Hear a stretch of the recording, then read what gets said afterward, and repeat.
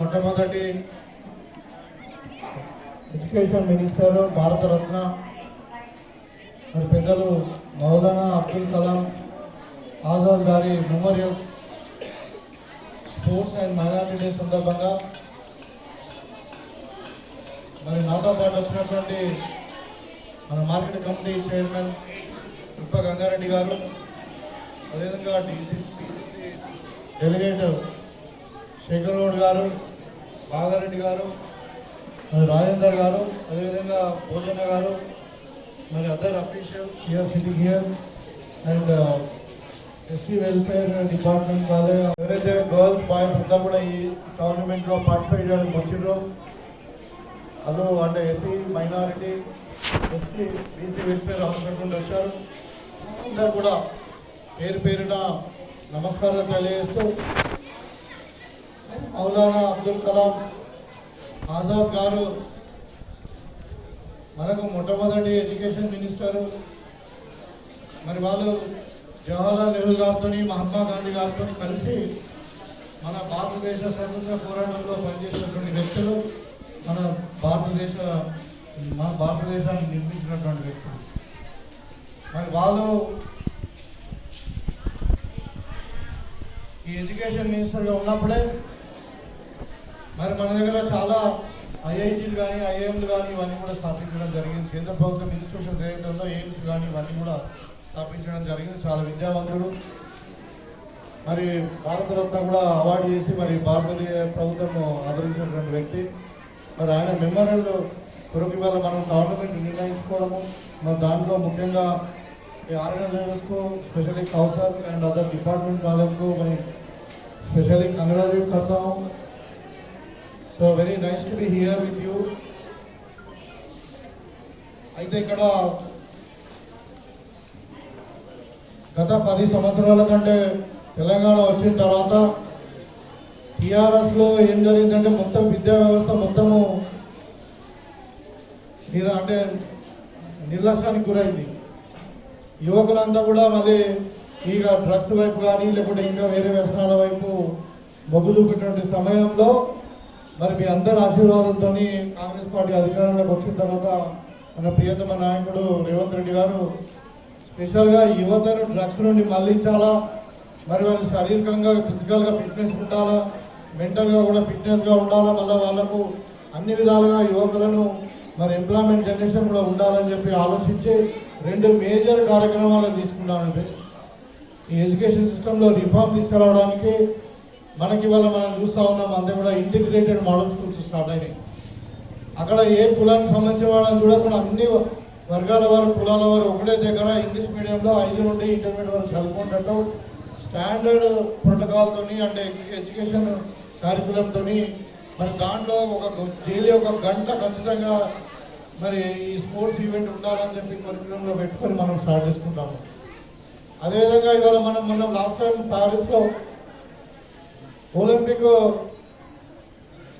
క్రీడలు అంటే మనం 4 ఏళ్ళకి ఒకసారి అవుతూ ఉంటాయి. ఇంటర్నేషనల్ ఒలింపిక్ క్రీడలు జరుగుతూ ఉంటే మనకు 140 కోట్ల మంది జనాభా ఉన్నటువంటి భారతదేశం ఒక్కరికి కూడా గోల్డ్ మెడల్ రాలేదు.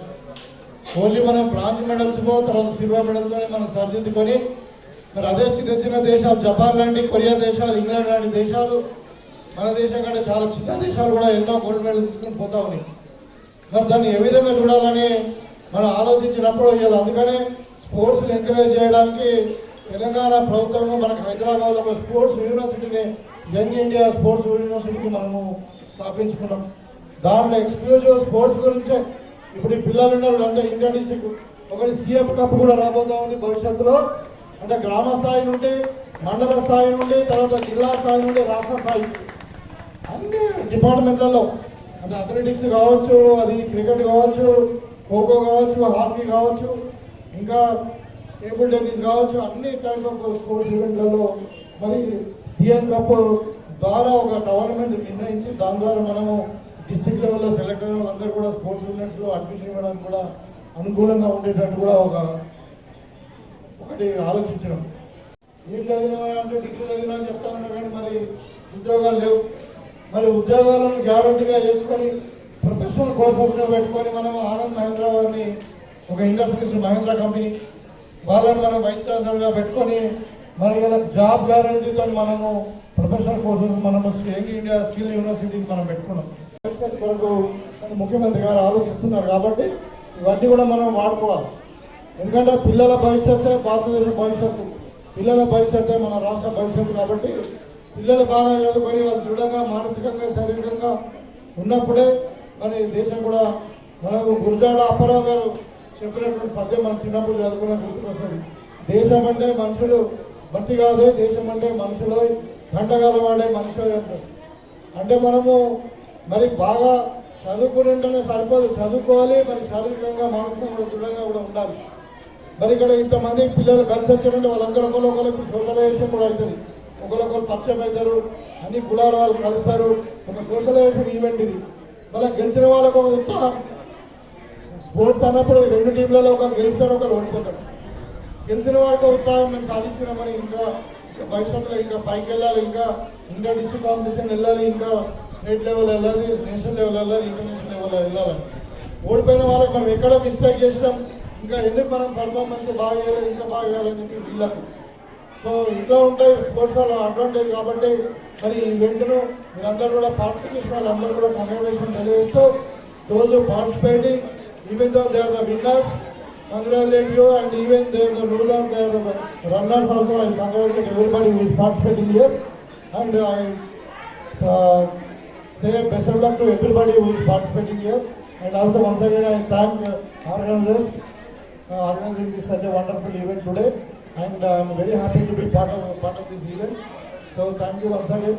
ఇంకా కౌసర్ గారు చెప్పారు మన అక్కడ ఒక ల్యాండ్ ఇష్యూ ఉంది, తప్పకుండా దాన్ని కూడా మేము రెవెన్యూ डिपार्टमेंट में माట్లాడి उसको भी कुछ करेंगे, क्या करना है अभी कलेक्टर से बात करेंगे, उसको सर्वे करेंगे क्या हुआ वो उसको बस just let me find out the problem है, then we try to solve it out.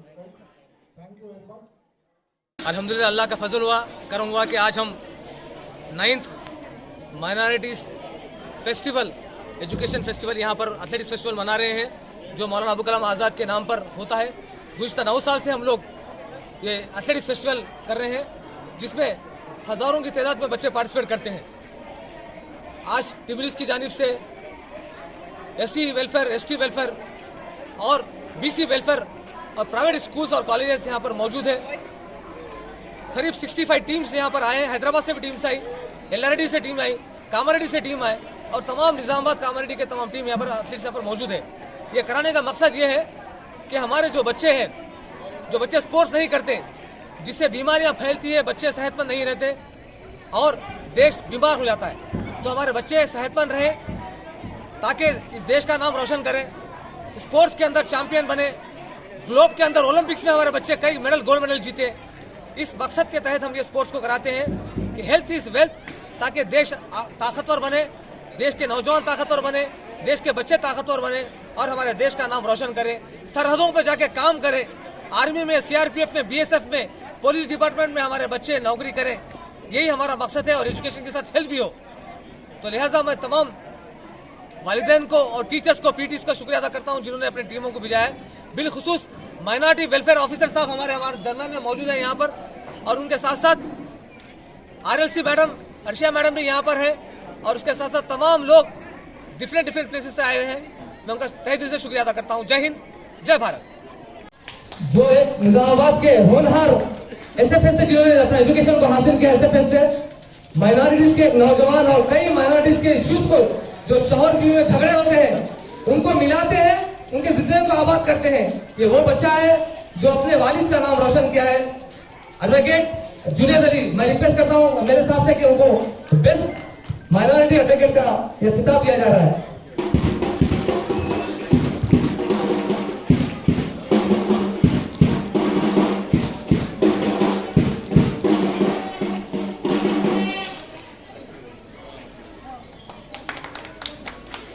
Dr. Rahimulisa madam, she is a dentist. From a low poor family, she achieved a higher level by serving the minorities community. Dr. Rahimulisa is a dentist. उनके शौहर का नाम शेख वसीम है, जो एक छोटी family से बड़े लेवल तक आए। निजामाबाद की पहली कंटेस्ट डॉक्टर है माइनॉरिटीज की। I request our chief guest to please give this certificate.